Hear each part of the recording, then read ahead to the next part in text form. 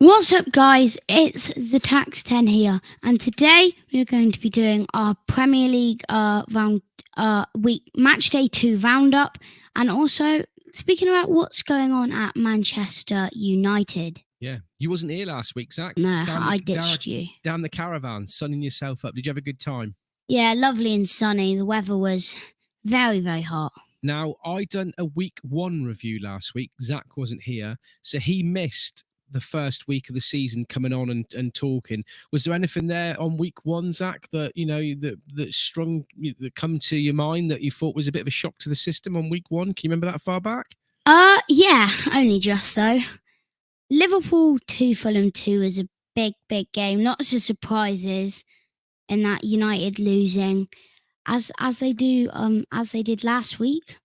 Yep. So they lost to Brighton 2-1 the first week, didn't they? Yeah. And we're going to be talking a little bit later on about what is going on at United. But first of all, before we do, let's go straight into this week's roundup. So the first game was Aston Villa versus Everton. Now, the score was Aston Villa 2, Everton 1. But I'm just looking at the sheet here now, and I predicted Aston Villa 2, Everton 1.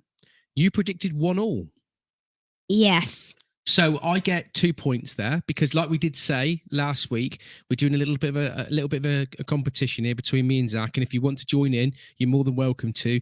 If you get the correct score, like I did, 2 points. If you get a correct result, it's 1 point. So Zach didn't get anything there on that one because he said it was 1-1, and I said 2-1. Did you watch the game there, Zach? 2-1 Villa? Yeah, I think Everton and Villa, they were two clubs that were very, very close that game. There were times where Everton deserved to take the lead and stuff. But Villa, Danny Ings, another masterclass. He has now scored every club he's played in the English Premier League. He has scored against Everton. Really? That's right. Yeah. And they was 2-0 up at one stage. I mean, Ings scored in the 31 minute. And what is it? Buendia. Apologies. My English isn't very good, let alone my foreign language. He scored in the 86th minute. And then I think Everton scored an own goal. Against his old club. Yeah, so that finished up 2-1. Overall, I mean, it's the first time as well that the two managers come face-to-face, Gerrard and Lampard. It's the first time those two managers came together, in competition. Who's the better manager then? First of all, who was the better player on the pitch, Gerrard or Lampard? I think Steven Gerrard. Who's the better manager? Steven Gerrard. Yeah. Frank Lampard at Chelsea. Gerrard has been good throughout his managerial career. Frank Lampard's been up, down, you know? Yeah. So, all in all, 2-1, not a bad result, and 2 points for me there. And so it is 7-7 at the minute because I won the last episode 7-5. Well, we'll wait and see. We'll round up the scores in a minute. So the second game on Saturday was Southampton versus Leeds United. Now, I didn't watch any of this game at all on catch-up on Match of the Day. But, I mean, Leeds United went 2-0 up. Rodrigo, was it? Rodrigo. I don't like the first time. He scored 2 goals. They went 2-0 up. And everybody thought Leeds United were going to win 2-0. And then I think Southampton scored in this, the 72nd and the 81st minute. Substitutions that I watched a bit of it on Match of the Day. And substitutions that they made were very, changed the game. A boy from either it was Celtic or Rangers, Aribo, and then Carl Walker-Peters with a very good strike late on. Yeah. Let's keep it as far post. So it was a good game then. I mean, very good. Did Leeds United lose the game, or did Southampton play well and catch up? Who was at fault really? Who deserved to? Do you get where I'm coming from? Was it Leeds lose, or was it a Southampton that picked up? Well, Southampton picked up, but Leeds could have taken more chances than they did. They could have scored 4 or 5 in the first half. Southampton came out of that tunnel, and I don't know what happened. They were just a different team. Fantastic. Well, looking at the predictions from you and me, I got a point on that one. I said that it was going to be Southampton 1, Leeds United 1. You didn't get anything. You predicted Southampton 0, Leeds United 2. So another point for me on that one. So another good game. The third game, Arsenal 4, Leicester 2. Now, that looked an absolute corker of a game there. Yeah. There's one thing that I want to mention. Go on. Gabriel Jesus. His, I think, debut at the Emirates. Yep. Probably had one of the best games of his life. I mean, he had more shots than Leicester did on a whole. And that just shows he works in the system because he drifts off to the left, drifts off to the right, but he's always up there, you know. So what position does he play? Is he like a right striker? He's a striker. So is he playing in the same position? I mean, you being a Man City fan, I mean, he came from Man City. Is he playing in the same sort of role as City, or Arsenal playing in a different role? Well, it was weird with Gabby because we played him down on the right wing sometimes, and we played him up top. And I think when Aguero left, we started like he was our main striker with Foden. So, and then we sold him off, obviously got Haaland. And I feel like Arteta's had a masterclass with 2 signings he's got from City. And Gabby's one of them who's just showed how good he was. And Granit Xhaka has proved his loyalty to the fans again. Always nice. Martinelli, is Martinelli. it? He scored in the 75th minute, and I think Arsenal scored an own goal. Yeah, and Saliba. Maddison scored in the 74th minute. I've got it all wrote down on the notes. If you keep seeing me looking down, apologies, I'm not got that great a memory. But it was 4-2, and it looks like a really, really good game. I mean, Arsenal. Yeah. What is that? 6 out of 6 so far for Arsenal. They're in second place in the league, doing really well. You predicted 2-1. I predicted 2-0, so we both get a point. Both get a point. So that was quite fair, to be honest with you, quite fair. Now, the 4th game of the day was Brighton versus Newcastle United. Now, Brighton had that fantastic result against Manchester United in week 1. Newcastle have started the season, fairly well. They've spent a lot of money. A lot of people are expecting big things from them. Bit of a ball draw. Did you watch this game at all, Zach? Was it a ball draw, or was it a good game? It was a pretty good game. 2 sides that I think will do really, really well this season. Obviously, I predicted it to be 1-1, and there wasn't really much going on. You can't really talk about the scores or anything. It definitely is hurting no Cucurella at Brighton. They've just got no one attacking. But they're looking to get a new left. I think they've got one from Villarreal. Don't know his name, but they've got left wing back from Villarreal. You said it was going to be 1-1, right? So you get a point there. And I said it was going to be 2-1 to Newcastle, so I don't get Jack Diddley Squit. So a point picked up there from you. So, yeah, very good. Now, your team are next. Manchester City 4, Bournemouth 0. It looks like a right trounce in there. Was it all Man City in this game? Yes, pretty much. Bournemouth only had a couple of attacks.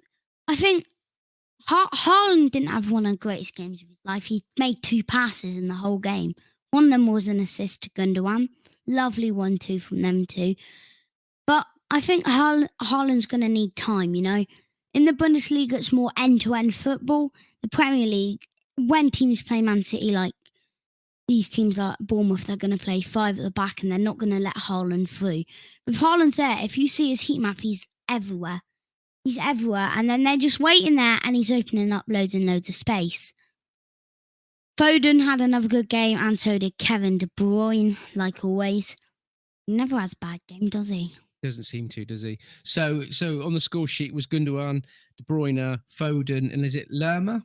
He scored an OG in the 79th minute there. So, were Bournemouth hard done by, or were they just literally played off the park? Well, they played off the park. I mean, a new promoted team playing against Man City, it's not going to be easy at all, is it? No. You predicted this score 100% right here, Zach. You said it was going to be 4-0. I said it was going to be 3-1, so a point for me and 2 points for you. Yes. Well done there. Well done, correcting the right score. Next game was Wolves versus Fulham. You predicted 1-0. I predicted 1-1. So I got a point from that. You got nothing. Was it another, ball draw, or did you see the game at all? No, not really. No, I knew that Fulham. I kind of disagree. I know it's early on, but will they finish at bottom like we predicted now? So, I mean, they've drawn against Liverpool and Wolves, Well, they've got 2 points at the beginning of the season, which is good for a promoted side with Liverpool and Wolves in their fixture list. I think we will see a little bit more this week. Fulham are at home today to Brentford this coming week, week 3. If they get a result against Brentford, if it's another draw, who knows? If they get 3 points from Brentford, I think that'll be a bit more of a decider, to be honest. If it's a local derby, and I think that'll be a bit more of a decider. Yes, definitely. Talking of Brentford, this was the game of the day, if not game of the season. And as me being a Brentford fan, the game of my career. Now, last year, I was asked, what happens if Brentford go down? And I said last year, I don't care if they go back down as long as they beat Manchester United. Now, they lost both games to Manchester United last season. They lost both games to Leicester last season. Yes. And our opening game of the season, we drew 2-2 with Leicester. So we've picked up an extra point up this year. And we was going off to Brentford. Now, I predicted this game was going to be 2-1 to Manchester United. We got to go with our gut more a bit. Yes, as did you. You predicted 2-1 as well. Now, but I had that deep feeling inside me that Brentford could get a result out of this. I said on the last episode that I thought that Brentford were going to win, but I couldn't see Man United losing 2 in a row. And I should have gone with my gut, really, because they didn't just win by one goal. They played them off the park.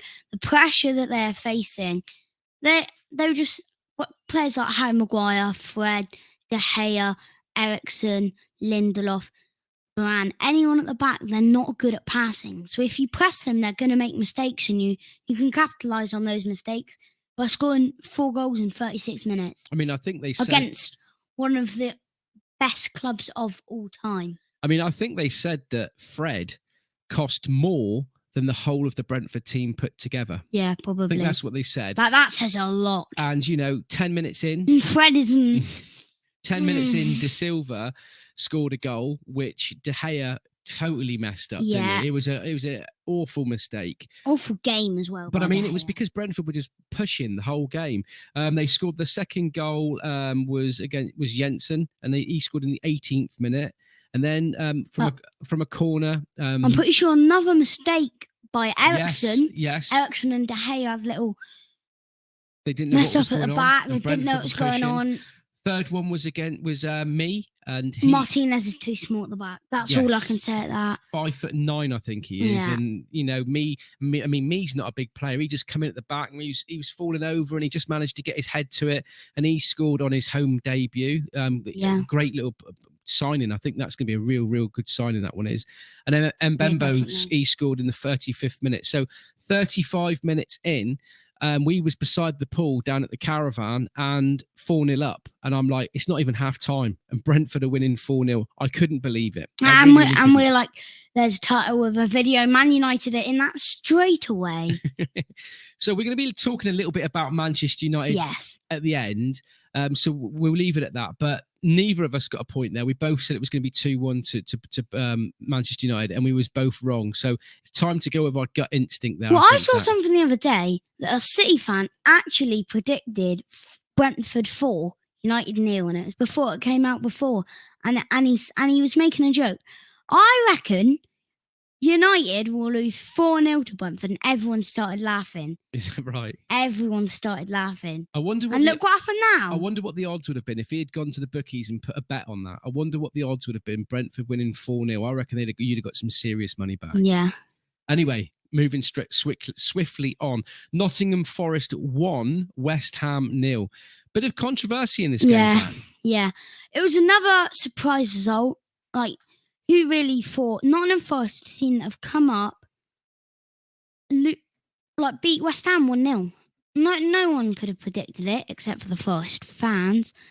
And it was, I think Nottingham Forest just played really well. I'm a little bit concerned with Nottingham Forest because they've come up and they have spent a lot of money. Yeah. And I was just there looking on my phone while I was waiting to pick you up from football just a minute ago. And they were saying that Nottingham Forest is supposed to be spending, I think, another 30 to 40 million pounds on a player this weekend, which would mean if they get this player, they're the second biggest signing in players in the Premier League this season.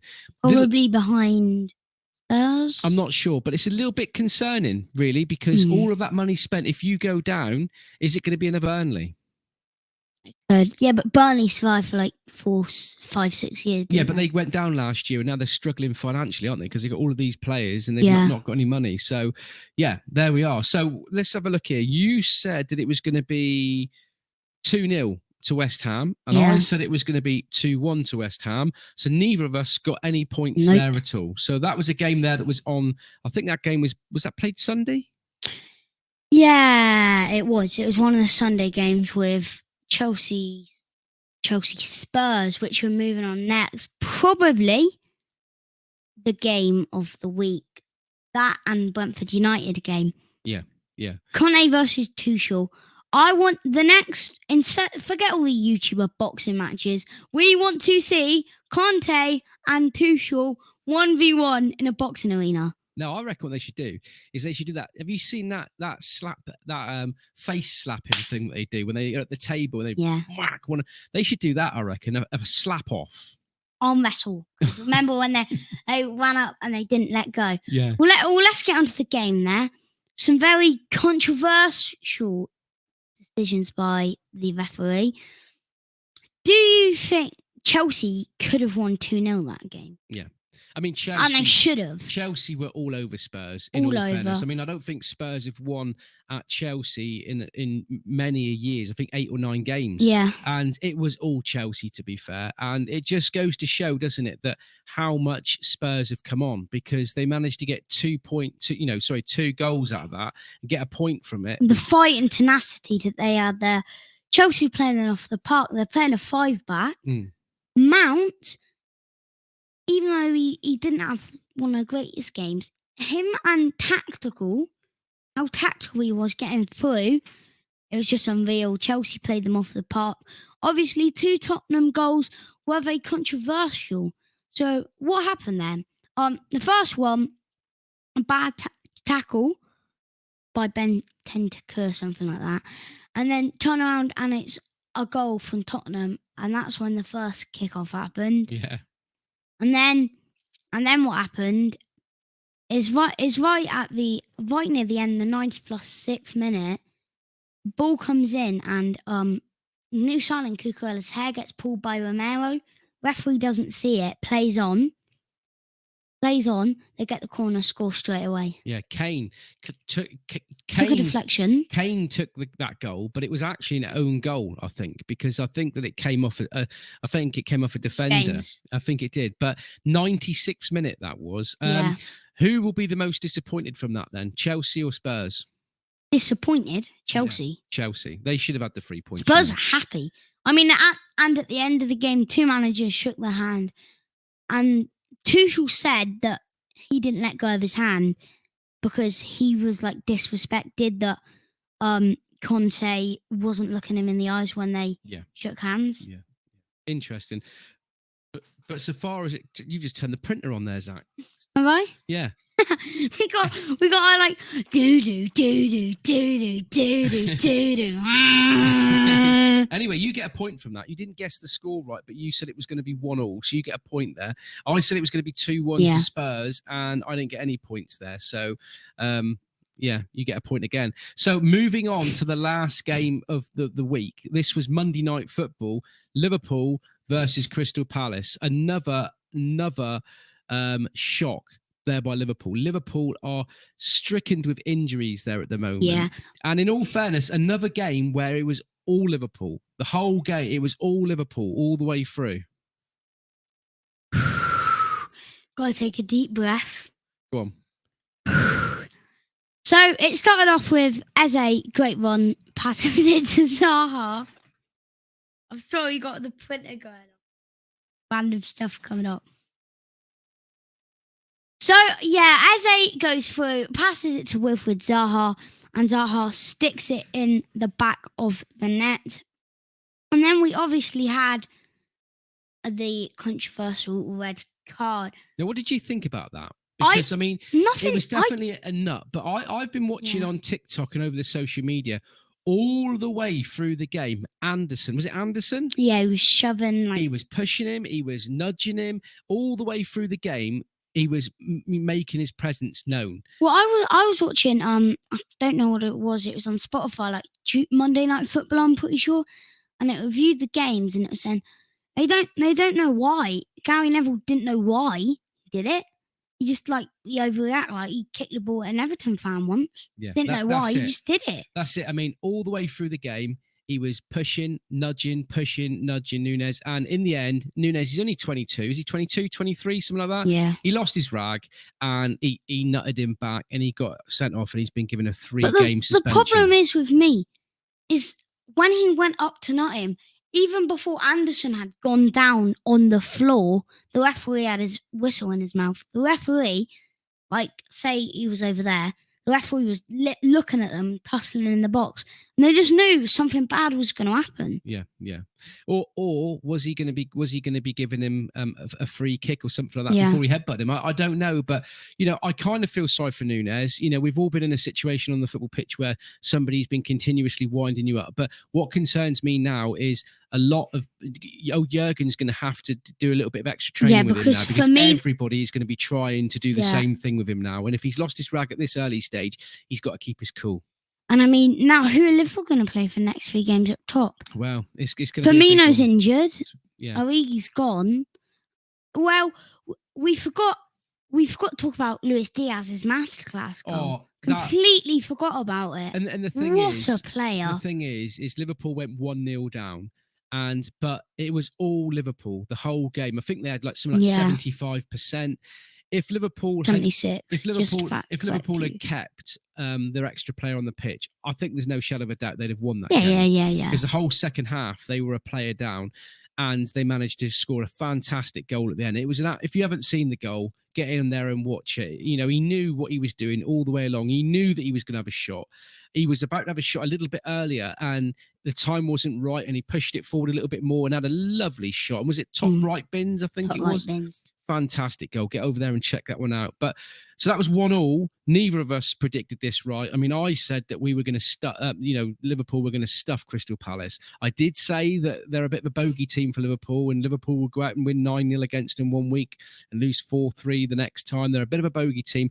I thought Liverpool were going to do them 4-1, but they didn't. I thought it'd be a bit of a close game.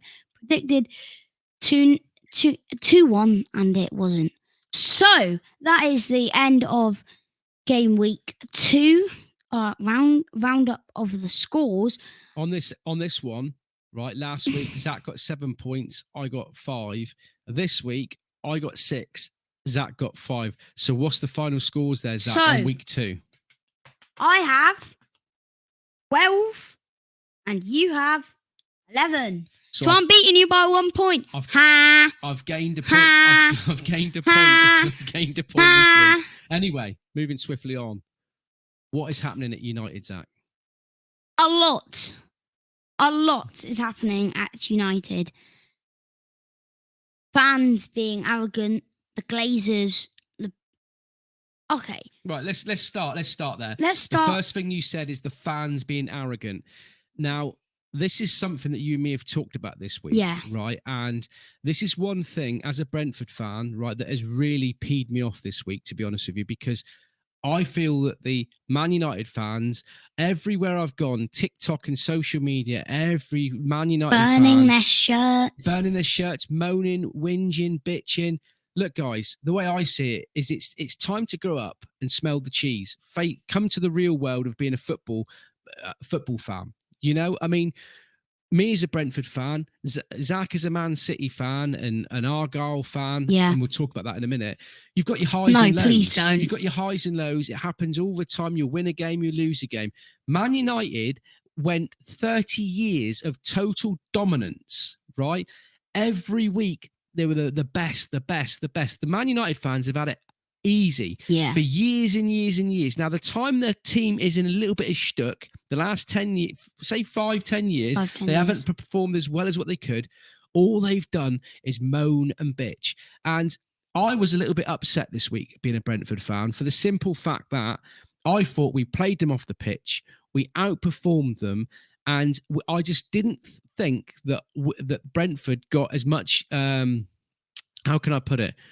They didn't get anything, anything nice said about them from the fans. All the fans were saying, "Oh, I can't believe it, losing to Brentford." I mean, that is the final straw. At the end of the day, Brentford played you off the park. They played you off the park. And I'll tell you why now. Because of the way that they're playing. He plays passing, and United's players can't pass. Well, Fred, McTominay, you can't stick them at DM because they can't pass the ball. Well, that's it. I mean, people were saying... So you're putting Eriksen there, who can't play there, and he can pass the ball, right? But he can't, he don't know how to play there. Well, that's the system. When he was at Ajax, he liked his goalkeepers to be passing the ball out short. So he's trying to get De Gea to do that at United. And it isn't like working. You say, you've got to have people in front that also know the system. And last week they played Eriksen as a number 9. This week they're playing him as a defensive midfielder. He's not a defensive midfielder. And it seems to me that he hasn't got any faith in his team, because he must have got somebody in his squad that can play as a defensive midfielder. The question would be... but the ones that are rubbish. Well, yeah. So, for me, there's only so when a school gets really, really bad results and stuff, they go into government special stuff. Yeah. The kids don't get blamed for that, do they? No. It's the school. And there's only so long that you can blame the players. You've got to blame the club and the Glazers, and they're giving too much scouting job to Den Haag. I don't think he should be doing as much transfer stuff as he is. So what you're saying then is, because I know for a fact that behind the scenes it is dire at Man United. The stadium's falling down. It's getting rusty. It needs some improvements. Yeah. They're like £2 billion in debt still.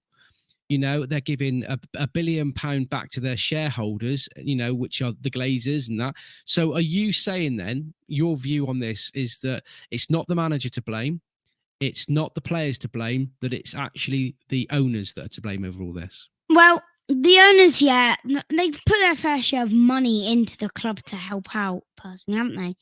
Man United over the past 10 years have had signed players worth in a whole £1.6 billion. Yeah. So all of them, out of 2 of them, I reckon only 2 of them have performed decently, which is Bruno Fernandes and probably not Jadon Sancho. He didn't have the best start off. Maybe not Luke Shaw. Probably Ronaldo. So I mean, them 2 are recent. Well, this is what I mean. I have said that they need to get new owners, because they're just basically using the club as a business rather than a football team, and they're just basically drawing all of the money out that's being made, put it in their back pockets. But one thing I will say is that when the fans have wanted the manager out, they've had the manager out. When the fans have wanted new players, they've been given new players. When they, so. Are the Glazers actually giving the Man United fans what they want? This is a little bit that's confusing for me. Yeah. I just think they need to get a bit more structure. They need to find the manager that they want. Doesn't matter how much money they cost, go and get him. Well, that's Ten Hag. They've got him. Right. So now what they need to do is they need to say, right now, here's an open checkbook. Rome wasn't built in a day. We'll give you 2 or 3 seasons, but here's the checkbook. Go out there and buy the players that you want. The problem is nobody wants to come to Man United at the moment. And I've never, ever known players not want to come to Man United. Why do players not want to come to Man United at the moment? Because they're rubbish. That's how you sum up. Who will want to go to United? So say you're playing for Real Madrid. Who's in the Champions League winner, Barcelona, Atletico Madrid, all in the Champions League. You're going to want to go down to Europa League club that are £2 billion in debt. That £2 billion in debt, playing in the Europa League, absolutely horrendous playing thing. And I think one of the problems is, I'll go through the squad. De Gea, he can stay. Martinez, wrong signing. Yeah. Varane can stay. Wan-Bissaka's got to go. Shaw could probably maybe stay in. Yeah, Fernandes could stay. Don't know why they got Eriksen. Eriksen can go. Fred, McTominay, both of them, get them out. Or Maguire, Lindelof, Rashford, Ronaldo. I just think they all need it. Half of the squad don't want to play for United because who would? Unless you support them, would you want to play for Man United? Do you think that all of this controversy with Ronaldo at Man United, wanting to leave and not having a club to go to, do you think that Glazers aren't letting him leave? Do you think it's having a big effect on him? Because Atletico Madrid have come in today, and it looks like they may be setting a deal in place to do a swap for an Atletico Madrid player to Man United and do a swap. I think that whether you give him away or sell him, he's got to go. Because just look at it. Maguire is the captain. Maguire telling him what to do. He's just turning around to Maguire and saying, "Mate, you're rubbish. I'm bigger than you. I'm bigger than this club. I can say what I want. Do one." Is that what's going on at United at the moment, do you think? And also, if you think of Man United captains, amazing people. Paul Scholes, Sol Campbell, Keane, Harry Maguire. Harry flipping Maguire. Sol Campbell never played for Man United, did he? He was an Arsenal player. No, I didn't mean Rio Ferdinand. Yeah. That's who I meant. Yeah, Harry Maguire. Harry Maguire, is he rubbish? No, he's a good player. Not at United though. Yeah. If he goes back to Leicester, maybe move to Spurs, maybe abroad. That's one thing as well that I think that the fans have got to wake up here as well, because guys, you should be supporting your team. Yeah. When your team are at the lowest, all right, okay, I understand that football gets you upset, it gets you irate, it gets you wound up. But look, how do you think Eriksen feels? All of this stuff that I saw the other day. Oh, look at old Maguire. He can't even get standing on the right side of the tunnel right. The guy, when he walks out to Old Trafford, he gets booed. He must be absolutely bricking it that if he does something wrong, he's going to have another bad week. He needs to be getting a bit of support. The fans need to be getting behind him and showing their support so that he feels wanted, so that the morale can be picked up. Yeah, but he ain't wanted, is he? At the moment, I don't. At Man United at the moment, they've got to stick by their manager. They've got to let him have open reins on the checkbook. They've got to start. The fans have started getting behind the players, supporting the team, and they've got to kick the Glazers out. I think that Man United are a good way to put it. I think they're about 5-6 years behind their arch rivals, City. And I'd say they're about the same between Arsenal and Liverpool and these bigger teams. They need to have a clear out. They need to have a spend out. And I think that the only way they're going to is sell the club, get new owners. And I think that they were saying there today that UK's billionaire, he's interested in buying a stake of the club, and if not, the whole lot of it. But wait, you reckon? What we got to do, everyone, you got to share this video. We are going to be billionaires by the end of the month, and we are going to buy out Manchester United. Whoa. We will buy out Manchester United. If you was a billionaire, Zach, would you buy out Manchester United? Probably. It will just be funny. Walking up, meeting up with your mates. I am the owner of Manchester United. So round it up then, Zach. What do you think needs to happen at Manchester United, to change the whole system? Glazers out. Ten Hag, do some stuff, get some players, clear out. Just remember, guys, and also give a little bit of respect to the teams that you're playing. You're only as big as the last game. The last game you lost to Brighton. The last game you lost to Brentford. So going into Liverpool, are you a bigger team than Liverpool? You've lost the last 2 games. So you need to but Liverpool's drawn the last 2 games. Yeah, but they've still got 2 more points. Yeah, but Fulham aren't any better than... And Crystal Palace aren't any better than Brentford. What I'm just trying to say is just have a little bit of respect. Don't say, we lost 4-0 to that small little bus stop from Hounslow, Brentford. Brentford are a team that's set up really, really well. They went out on that pitch. They knew exactly what Man United were going to be doing, the short ball at the back. They pressed them like crazy. They've worked hard. In 10 years, they've got from Division 2 up to the Premiership. They've been a club that's had a new chairman that's worked really, really hard, and that they've done really, really well in 10 years. And I just think that gains some respect. Nottingham Forest, all of these teams that are coming up, don't treat them like rubbish. Don't be disrespectful for these teams. These teams have done well. I think they just need to show a little bit more respect to the teams they're playing, the fans, get behind the fans. And the glory days will come. Remember, once upon a time, Man United were teasing Liverpool for not winning the league in 30 years. It's your time, guys. It's your time, so stick behind your team and, get annoyed and get stressed out. But time will come again, Zach, don't you think? We've forgotten one thing. What? We haven't told the viewers to like and subscribe. Like and subscribe. So on that note, we'll finish. Make sure to like and subscribe, and goodbye.